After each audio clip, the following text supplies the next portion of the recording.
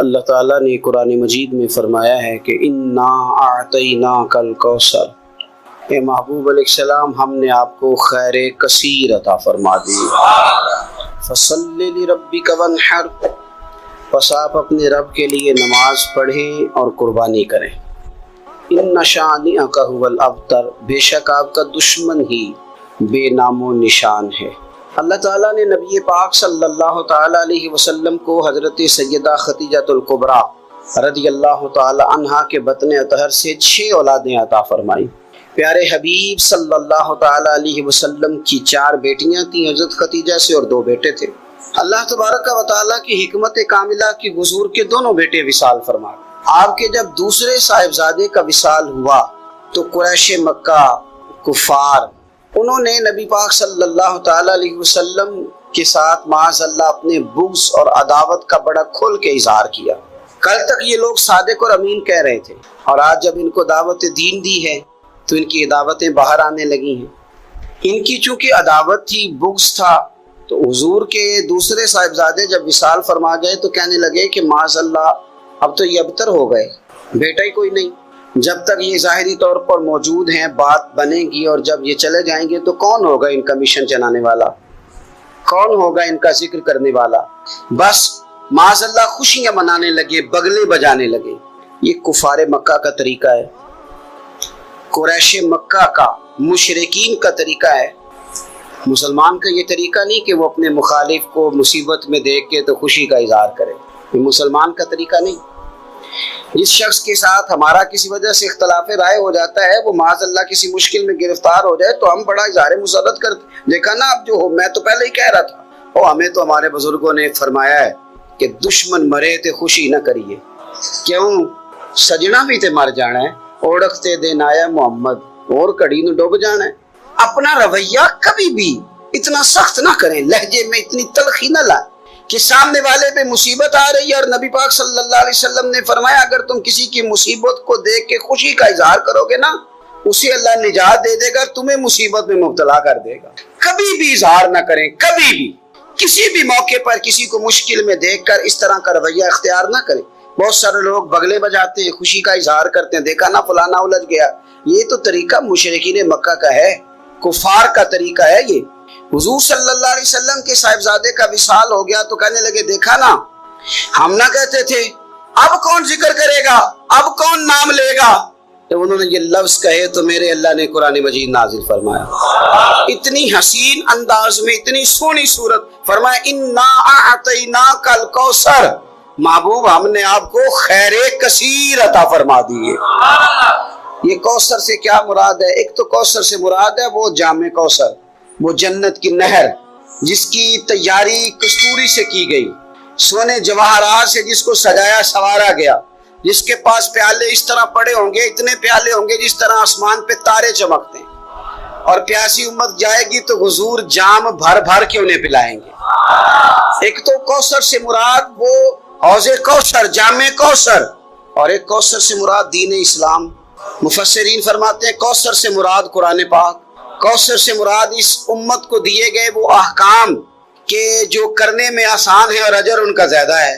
کوثر سے مراد نبی پاک کے معجزات، اسی کوثر سے مراد رب فرماتے حبیب انا اعطیناک الکوثر، جس طرح کی اولاد آپ کو دی ہے کسی کو نہیں دی، آپ کی بیٹیاں، آپ کے نواسے، آپ کے شہزادے، انا اعطیناک الکوثر۔ کیا شان ہے سیدہ زینب کی، کیا شان ہے حضرت رقیہ کی، کیا شان ہے ام کلثوم کی، سیدہ طیبہ طاہرہ ام کلثوم کی، کیا شان ہے سیدہ فاطمہ الزہرا کی، کیا مقام ہے مولا علی شیر خدا، کیا رتبہ ہے امام حسن کا، کیا مقام دیا ہے اللہ نے امام علی مقام امام حسین کو۔ ایک کوثر سے مراد حضور کی اولاد۔ مفسرین فرماتے ہیں کوثر سے مراد رب فرماتا ہے محبوب جس طرح کے صحابہ آپ کو دیے ہیں نا، دنیا ڈھونڈے گی بھی تو صدیق اکبر جیسا نہیں ملے گا، زمانہ تلاش بھی کرے تو فاروق اعظم جیسا پا نہ سکے، حضرت عثمان غنی کی مثال دوبارہ نہ ملے گی، اور قیامت تک میدان بھی سجیں گے، جنگیں بھی ہوں گی، لیکن چرچے اور تذکرے مولا علی شیر خدا کی تلوار کے کیے جائے گا۔ حضرت عبداللہ ابن عباس فرماتے ہیں کوثر کا معنی ہے حبیب آپ کو خیر کثیر عطا کر دی، اور کریں گے نہیں کر دی، کریں گے نہیں کر دی، دے دی محبوب خیر کثیر، آپ کو خیر کثیر دے دی۔ اب آپ پتہ کیا کریں، فصلی لربک، آپ اپنے رب کے لیے نماز پڑھیں۔ اس کا شکرانہ یہ ہے کہ آپ نماز پڑھیں، وانحر اور قربانی کریں، اللہ نے خیر کثیر دے دی۔ اب شکرانے میں نماز پڑھیں اور قربانی کریں۔ ان شانیک هو الابتر، آپ کا دشمن جڑ کٹا ہے۔ ابتر عربی میں اس جانور کو بھی کہتے ہیں جس کی دم کٹی ہوئی ہو، آپ کا دشمن دم کٹا ہے۔ ابو جہل کی اولاد مری تو نہیں تھی ساری، بلکہ ابو جہل کی اولاد میں تو حضرت اکرمہ رضی اللہ تعالیٰ عنہ اس کے بیٹے تھے، انہوں نے تو کلمہ پڑھ لیا تھا، حضور کے غلام ہو گئے تھے، پر کبھی کسی نے کہا ہے میں ابو جہل کی اولاد ہوں۔ یزید کی کوئی ساری اولاد مر تو نہیں گئی تھی، کبھی کسی نے کہا ہے میں اس کی اولاد میں سے ہوں۔ دشمنوں کی جڑ کٹتی ہے، دشمنوں کی۔ انہوں نے تو کہا تھا کہ ان کی اولاد کوئی نہیں، ان کا ذکر کیسے ہوگا؟ دنیا کے کسی کونے میں بھی چلے جاؤ، ہر جگہ تمہیں سید ملیں گے، سادات ملیں۔ اور جہاں تک ذکر کی بات ہے وَرَفَعْنَا لَكَ ذِكْرًا، اللہ فرماتے ہیں حبیب ہم نے آپ کی خاطر آپ کے ذکر کو بلندیاں عطا فرما دی۔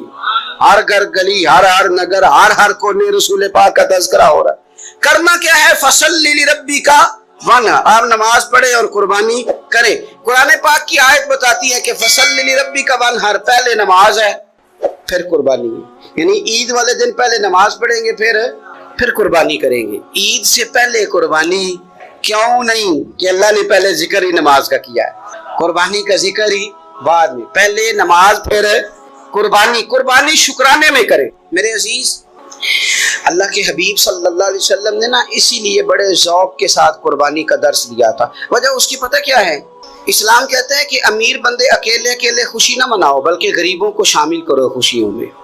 چھوٹی عید کا موقع آیا تو فطرانہ رکھ دیا ساتھ، کرو نا خوشی تو کھلاؤ غریبوں کو بھی، دو ان کو بھی۔ ہمارے ہاں تو فطرانہ نہیں، زکوٰۃ بھی اکثر لوگ رمضان میں ہی دیتے ہیں، اس کو بھی ساتھ شامل کر لیا گیا۔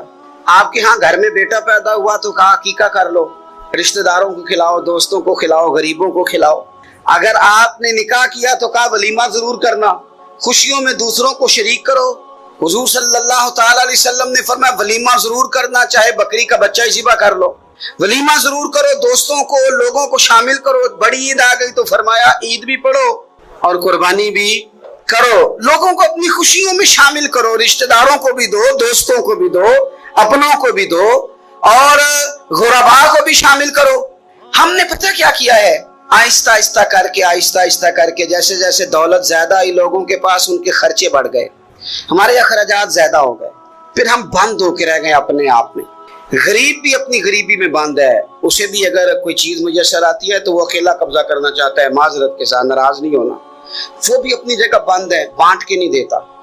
اگر غریب بھی تھوڑا تھوڑا بانٹے، دائیں بائیں دیکھے، تو پھر تو میرے رسول پاک کا وہ فرمان بھی بڑا خوبصورت ہے کہ حضور نے فرمایا کہ گوشت پکاؤ تو شوربہ زیادہ کر لو، چلو پڑوسیوں کو بھی شامل کر لو۔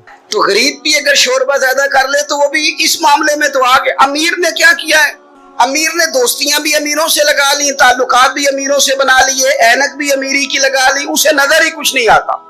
آپ صدقات کریں، خیرات کریں، میرے نبی پاک صلی اللہ تعالی علیہ وسلم حضور فرماتے ہیں جب تم صدقہ دیتے ہو نا، اللہ تبارک و تعالیٰ بے نیاز ہے ہر چیز سے، لیکن جب تم صدقہ دیتے ہو تو اللہ تعالیٰ اپنے دائیں دستے قدرت میں تمہارا صدقہ لیتا ہے۔ اللہ ہاتھوں سے پاک ہے جو اس کی شان کے لائق، اللہ اپنے دستے قدرت میں تمہارا صدقہ لے لیتا ہے۔ اور فرمایا جس طرح تم اپنے گھر میں بچڑا پالتے ہو نا، اس طرح رب تمہارے صدقے کو پالتا ہے، تمہارے صدقے کو اللہ پالتا ہے۔ شارحین حدیث کہتے ہیں یہ پلا ہوا صدقہ ملے گا تمہیں قیامت والے دن، اور یہ صدقہ دینے سے آپ طاقتور ہو جائیں گے، غریب کی مدد کرنے سے طاقتور ہو جائیں گے، آپ مضبوط ہو جائیں گے، آپ جری ہو جائیں گے، دلیر ہو جائیں گے۔ آپ چھپا کے صدقہ کر کے تو دیکھیں، روح طاقتور ہوگی، دل طاقتور ہوگا، سینہ طاقتور ہوگا، آپ کے مزاج میں روشنی آئے گی۔ کسی غریب بہن بھائی کو دے کے تو دیکھیں تو صحیح، جب اس کے آنسو بہتے ہیں تو یوں لگتا ہے کہ ان ایک ایک آنسو کے قطرے میں 1 کروڑ دعا شامل ہے۔ یہ کام کرے تو صحیح، پر ہمیں بھولتا جا رہا۔ گاؤں سے آ کر پڑھنے والے بھول ہی گئے کس کی ماں نے کتنا زیور بیچا تھا، بھولتا جا رہا ہے۔ میرے نبی پاک صلی اللہ تعالی علیہ وعلا آلہ وصحبہ وبارک وسلم، حضور نبی پاک صلی اللہ تعالی علیہ وسلم فرماتے ہیں زمین اللہ نے پیدا کی تو زمین ہلنے لگی، اللہ تعالیٰ نے میخیں بنا کے، قلعے بنا کے پہاڑ زمین کے اندر لگائے، پیوست کی۔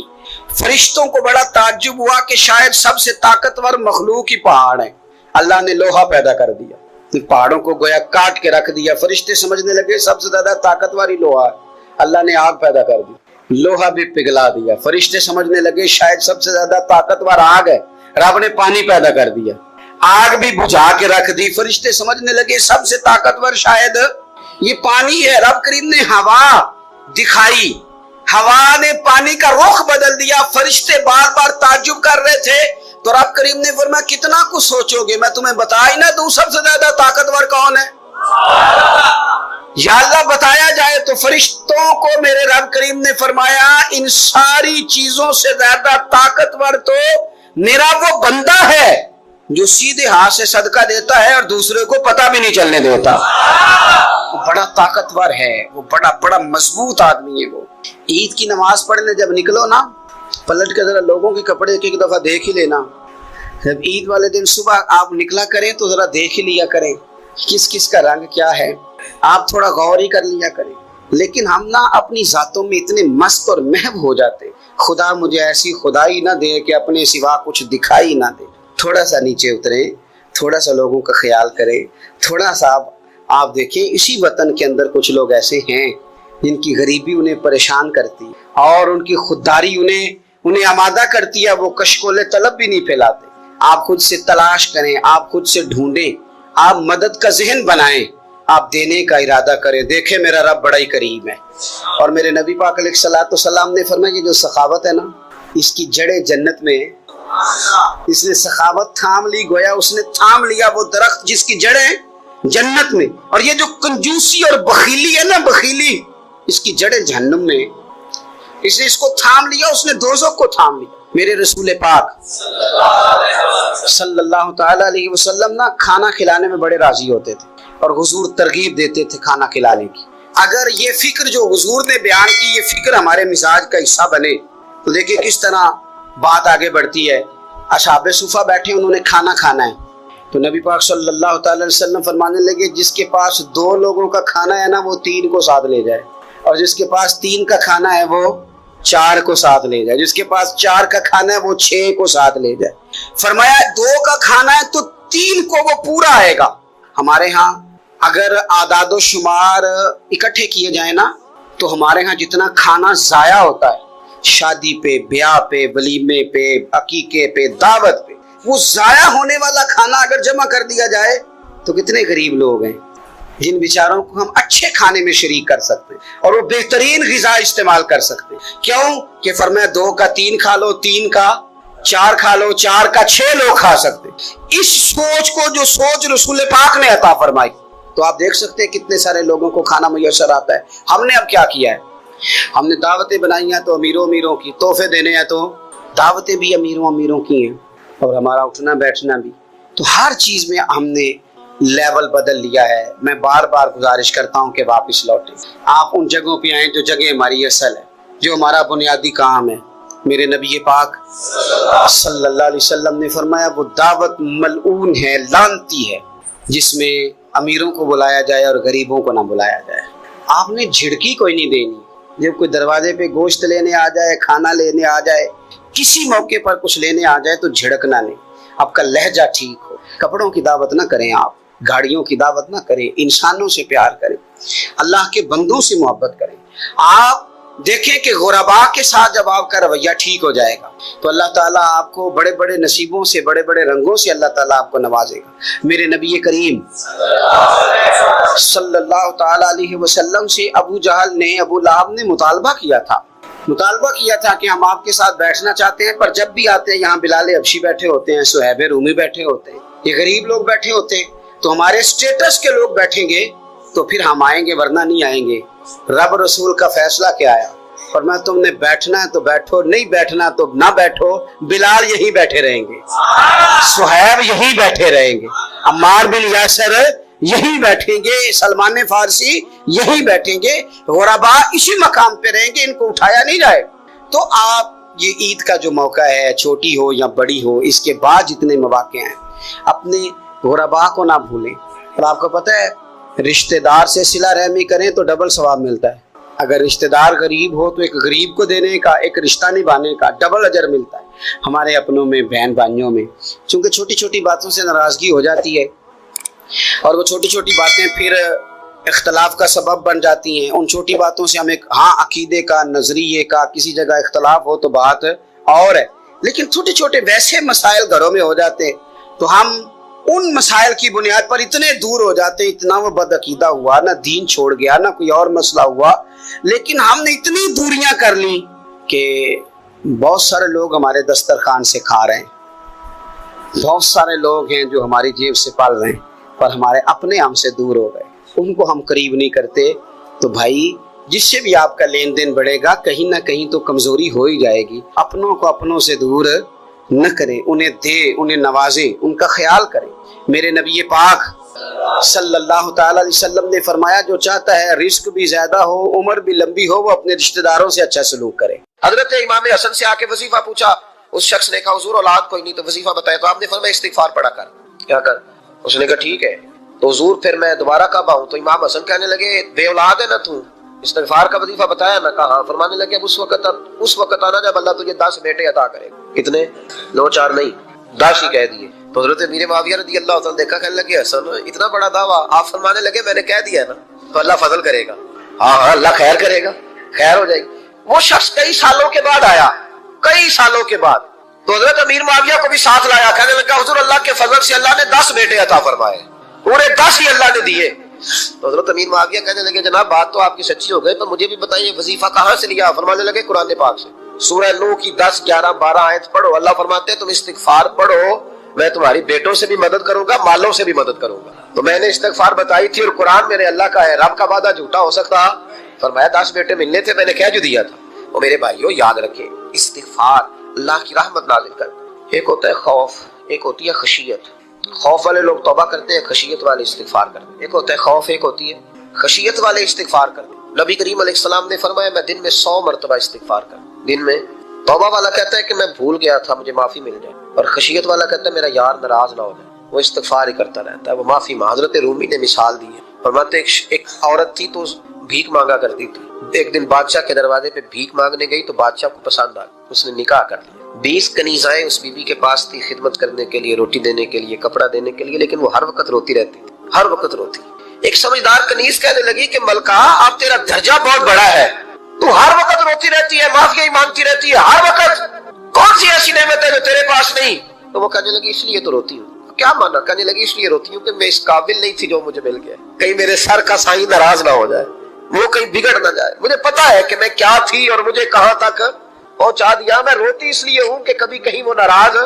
حضرت عمر اس لیے روتے تھے کہ کہیں مصطفیٰ ناراض نہ ہو جائے، حضرت ابو بکر اس لیے تڑپتے تھے کہ کہیں اللہ کا فضل روٹھ نہ جائے۔ یہ جو مولا علی اپنے کمرے میں بیٹھ کے زور زور سے استغفار پڑھتے تو اس لیے نہیں کہ بڑے پاپ تھے جن کی معاذ اللہ معافی مانگتے تھے، اس لیے کہ رب رسول کہیں ناراض نہ ہو۔ خشیت تھی کہ جہاں ہم پہنچے ہوئے کہیں وہاں سے واپس۔ استغفار بندے کی اللہ سے صلح کرا دیتا ہے، بندے کی رب سے صلح ہو جاتی ہے جب استغفار۔ دیکھیں نا بڑی سادی سی بات ہے کہ 2 بھائی ناراض ہو تو بڑا کہتا ہے اس نے میری بے ادبی بڑی کی، تو چھوٹا اگر پاس آ جائے اور پیر پکڑ لے کہ چل یار معاف کر دے، تیرا بھائی نہیں۔ پتہ کیا ہوتا ہے؟ صرف معافی نہیں ملتی، ہاں صرف معافی نہیں، چھوٹے نے بے ادبی کر دی، بڑے کو تکلیف ہوئی، بات جب آگے بڑھی نا تو بڑے نے شکوہ کیا، جب لوگوں نے چھوٹے کو سمجھایا تو چھوٹا جب معافی مانگتا ہے، ادھر دیکھو میری طرف، جب چھوٹا معافی مانگتا ہے نا اٹھ کے جاتا ہے اور بڑے کے پیر پکڑتا ہے تو میرا معاف نہیں کرتا، بڑا رو بھی پڑتا ہے، بڑا رو بھی پڑتا ہے، اور وہ کہتا ہے کہ وہ میں اور تو اماں کے پاس اکٹھے بیٹھتے، ایک باپ کی موٹر سائیکل پہ اکٹھے بیٹھتے، تو تیرا اور میرا رشتہ اتیار، تو نے یہ وہ جو آنسو نکلتے ہیں نا وہ درد ہوتا ہے، وہ کیف ہوتا ہے، وہ سوز ہوتا ہے، وہ لذت ہوتی ہے، وہ پیار ہوتا ہے۔ رب کہتا ہے تو معافی مانگ، انہو کان غفارا، تو معافی مانگ، میں تجھے معاف بھی کروں گا، تیرے اوپر رحمت بھی فرماؤں گا، تیرے اوپر کرم نوازی بھی کروں گا، تجھے نواز دوں گا، تجھے عطا کروں گا۔ حضرت موسیٰ کلیم اللہ علیہ السلام کا زمانہ مبارکہ تھا، قحط پڑ گیا، بارش نہیں ہوتی۔ ہم لوگ نا اب تو خیر ہمارے پاکستان میں تو ٹیبل ٹاک ہوتی ہے، ٹاک شو ہوتے ہیں، ہمارے ہاں تو پتہ کیا جاتا ہے کہ بارش ہو کیوں نہیں رہی، پھر اس پہ یہ ہوتا ہے کہ دھواں بڑا چڑھ گیا ہے، حالات بڑے خراب ہیں، فلاں ایسے ہو گیا، قحط کا ہم تو اسباب تلاش کرتے رہتے ہیں نا جی، بھوک بہت زیادہ ہے، فلاں چیز ایسے ہے، فلاں چیز ایسے ہے، ہم تو یہ تلاش کرتے رہتے ہیں۔ وہ لوگ یوں نہیں کرتے تھے، وہ سیدھے جا کے مصلوں پہ بیٹھتے تھے، اس لیے کہ وہ کہتے تھے جب رب چاہتا ہے تو پھر کوئی چیز کسی چیز کو روک سکتی، وہ سیدھے مصلے پہ بیٹھتے۔ اعلیٰ حضرت فاضل بریلوی رحمۃ اللہ علیہ کے پاس ایک مولانا محمد حسین آئے، وہ فلکیات کے بڑے ماہر تھے، تو اعلیٰ حضرت نے فرمایا ذرا ستاروں کا حساب لگا کے دکھاؤ بارش کب ہوگی؟ کہنے لگا پورا مہینہ تو نہیں ہوگی۔ تو اعلیٰ حضرت رحمۃ اللہ علیہ فرمانے لگے کہو کہ میرا علم کہتا ہے مہینہ نہیں ہوگی، اللہ چاہے تو ابھی ہو سکتی ہے۔ کہنے لگا جی وہ تو ٹھیک ہے پر میرا علم، وہ جیسے روز لوگوں نے پیر نیٹ ٹو شہنشاہ صاحب نہیں کھولے ہوتے کہ بارش کب آئے گی، اور اس کی طرف نہ دیکھ، مصلے پہ بیٹھ، مہربانی کر مصلے پہ بیٹھ، اللہ کی بارگاہ میں حاضر ہو، اس سے معافی مانگ، اسے منا تاکہ وہ رحمت کی بارش۔ کہنے لگا جی میرا علم کہتا ہے، تو اعلیٰ حضرت فرمانے لگے پھر وہی بات، تو کہہ اللہ چاہے تو بارش ابھی، لیکن یہ جو اڑ گئے ہیں نا بیچارے، یہ اڑ ہی گئے ہیں، یہ جہاں الجھ گئے ہیں وہاں یہ لوگ الجھ گئے، اللہ ہمیں الجھنے سے محفوظ فرمائے۔ تو اعلیٰ حضرت اٹھے تو فرمایا ٹائم کیا ہوا ہے گھڑی پہ؟ کہنے لگا جی 12۔ تو اعلیٰ حضرت نے گھڑی گھمائی، اب کیا بج گیا؟ کہنے لگا 4 بج گئے۔ فرمانے لگے بج گئے نا 4؟ کہنے لگا جی آپ نے گھڑی گھما کیوں دی ہے؟ فرمانے لگے اللہ بھی جب چاہے تو ستارے گھما دیتا ہے، اللہ بھی ستارے گھما دیتا ہے بارش۔ کہنے لگا جی وہ تو ٹھیک ہے پر مہینہ نہیں ہو سکتی، اڑا ہوا بندہ اس کا کوئی علاج ہے جو اڑ جو جائے، اس کے لیے قرآن کہتا ہے وَإِذَا خَاطَبَهُمُ الْجَاهِلُونَ قَالُوا سَلَامًا، اسے سلوٹ کرو دور سے، اسے کہ تو جان اور تیرا۔ کہنے لگا جی ہو نہیں سکتی پورا مہینہ۔ فرمانے لگے یار تو جا اپنا کام کر۔ وہ شخص کہتا ہے میں نے دروازہ کھولا اعلیٰ حضرت کا، کمرے سے باہر نکلا تو تیز بارش ہو رہی تھی، واپس آیا تو میں نے کہا احمد رضا یہ عقیدہ کہاں سے لیا ہے؟ فرمایا دروازہ مصطفیٰ سے لیا صلی اللہ علیہ وسلم۔ تو یاد رکھیں کہ اللہ کو منانا چاہیے، استغفار کرنا چاہیے، اس کی برکات۔ حضرت موسیٰ ساری قوم کو لے کے نکل گئے، آؤ بھائی میدان میں اللہ کی بارگاہ میں استغفار کریں اور بارش کا سوال، بارش مانگے۔ جب باہر نکلے دیر تک دعائیں ہوتی رہیں تو حضرت موسیٰ علیہ السلام کو رب کریم نے وحی فرمائی کہ موسیٰ آپ کی قوم میں نے ایک شخص ہے جس کو 40 سال ہو گئے نافرمانی کر، اس نے رب سے صلح نہیں کی۔ کتنے لوگ ہیں؟